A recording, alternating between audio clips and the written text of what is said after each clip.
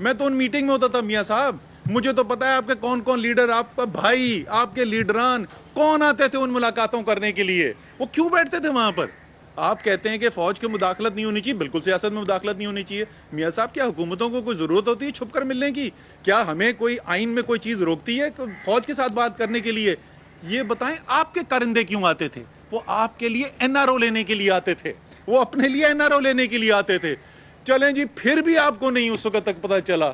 اس کے بعد جب آپ کی وہ جو بلیک میلنگ کیا آپ نے, وہ بلیک میلنگ بھی ناکام ہو گئی, ادھر فیٹف کے قانون بھی پاس ہو گئے, تو پھر آپ نے ایک ایلچی بھیجا اسی آرمی چیف کے پاس جس کو آپ کہہ رہے ہیں کہ اتنا بڑا اس نے پاکستان کی جمہوریت کے ساتھ ظلم کیا ہے. یہ پچھلے دہائی کی بات نہیں, یہ پچھلے سال کی بات نہیں, یہ پچھلے چند ہفتوں کی بات ہے.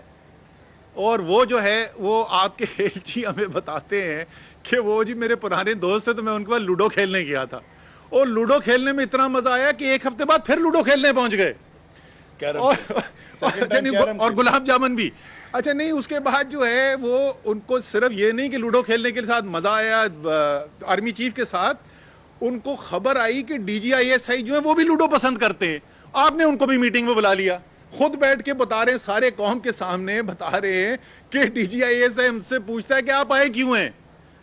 آپ نے ایلچی بھیجا تھا اپنے اور اپنی بیٹی کے لیے سیاسی بھیک مانگنے کے لیے.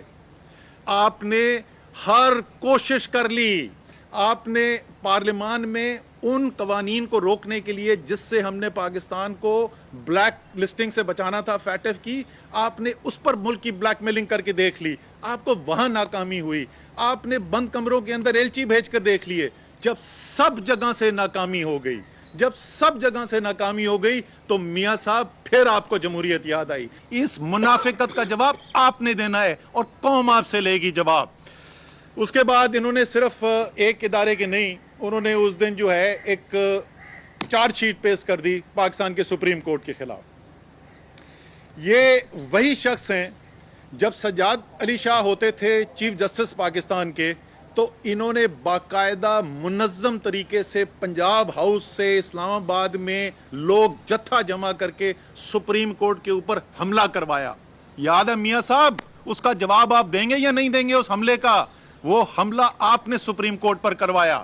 میاں صاحب, نہ اس ملک کے ادارے آئندہ کبھی آپ کے تابع ہوں گے, اور نہ آپ کی دھمکیاں آپ کے کام آئیں گی. یہ بھارت کا بیانیہ جو آپ بیچ رہے ہیں میاں صاحب, یہ بیانیہ نہیں بکنے والا. نہ انشاءاللہ تعالی یہ پاکستان کے اندر تو ظاہر ہے بکنا ہی نہیں ہے, نہ یہ دنیا کے اندر بکے گا. آپ اور بھارت مل کے پاکستان کے اداروں کے اوپر جو مرضی الزام لگانا چاہتے ہیں. اور میاں صاحب, میرا آپ سے یہ بھی سوال ہے, یہ سوال کا آپ کو جواب دینا ہوگا.